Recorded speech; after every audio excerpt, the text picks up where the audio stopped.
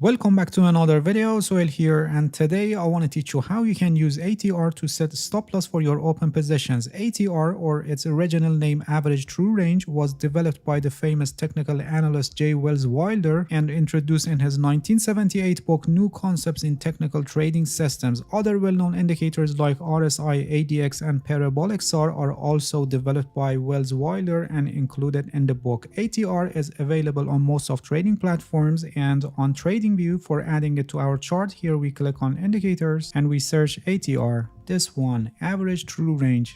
Alright, this is the ATR, and before we see how we can use it for setting stop loss, let me explain what ATR is and how this line is interpreted, because it's important to know what this indicator does before making any sense to use it for setting stop loss. When you look at the price chart, you see that the price is always fluctuating up and down, and even if you consider one candle and for that time period check the lower time frame, you see the price fluctuations up and down in that time period. When you look at this chart for every time period, which is represented by a candle, you can see that the range between high and low is different for different time periods. Sometimes the range is larger and sometimes the range is smaller. Just look at the low to high of each candle and you can clearly see that they are in different sizes. ATR measures the average degree of volatility, which is actually the price fluctuations in a specific period of time, by the help of these ranges. Wells Wilder realized that only looking at low to high of each candle and not taking the gaps into account is not a good measure of volatility, so he developed ATR indicator, which also considers the previous candle close and uses actually true range. So the name of this indicator, Average True Range. For defining the true range, he calculated current high minus current low, current high minus previous close, current low minus previous close, and then by considering the absolute value, the greatest one is the true range. And finally, a moving average is calculated based on these true ranges, which is this line that you see here. The default length for the moving average is 14, and this is what Wells Wilder suggested, but depending on your trading strategy and volatility of the market that you're trading, you may need to increase the length. So ATR will measure longer term volatility and you will have a slower line here, or you may need decrease the length, so it will measure shorter term volatility and you will have a faster line here. So make sure you test with different settings to see what ATR length better matches with your trading strategy and volatility of the market that you're trading. Alright, when ATR is rising or we have high ATR value, it means that the range of the candlesticks, the distance between lows and highs, are getting larger, as you can see here. So when we have rising in ATR, or relatively we are getting higher values for ATR, like what happened here or what happened here, it means that the range of the candles are large. And when ATR is declining, or we have low value of ATR like here, or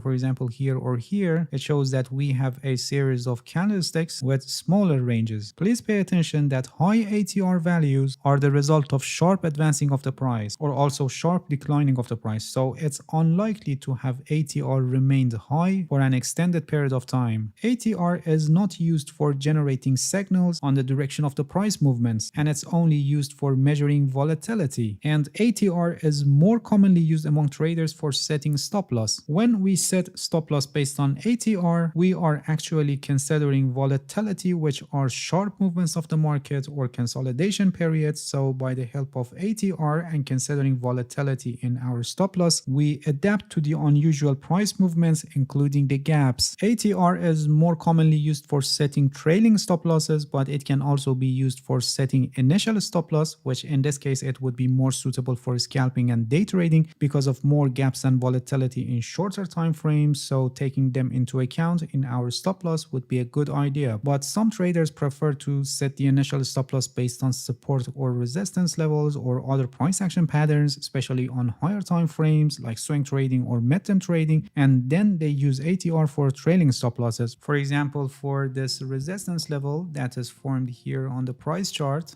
Consider that when it's broken by the help of this candle, we entered a long position here at the opening price of this candle. And consider that we set our initial stop loss below this broken resistance level, for example, below the low of this breaking candle. And we intend to move our stop loss step by step as the price is moving so we can get the most out of our position. For this purpose, ATR will help us. When this candle is closed, we read the ATR value, which is 0.014, and then we multiply this in 1.5, which results in 0.021, and after that we subtract this 0.021 from the high of this candle. High of this candle is 1.03642 minus 0.021 equals 1.01542, and this is our new stop loss. So we move our initial stop loss and place it here exactly at 1.01542. In this example, we set the stop loss 1.5 ATR from the high of this candle, and we continue moving the stop loss like this after each candle is closed. And for a short position, we similarly set before the lowest price. We can also set the initial stop loss based on this method exactly the way that we set this, but as I said, it really depends on trading preferences. Please pay attention that in this example, we chose the multiple of ATR 1.5, and this multiple is usually a number between 1.5 and 3 depending on your risk management strategy, and also the more important factor, volatility of the market that you're trading. For example, when you're trading in a crypto market, you may need to give more room to the price action and the stop loss must be further away from your trade entry, so you must choose larger multiples. Or for example, for some less volatile assets like some stocks, you can choose smaller multiples for the ATR. So depending on the volatility of the market that you're trading, you can choose a multiple between 1.5 and 3. ATR is a great tool for measuring volatility of the market, but as I said, it's not used for trading decisions, but it's very popular and commonly used for setting stop loss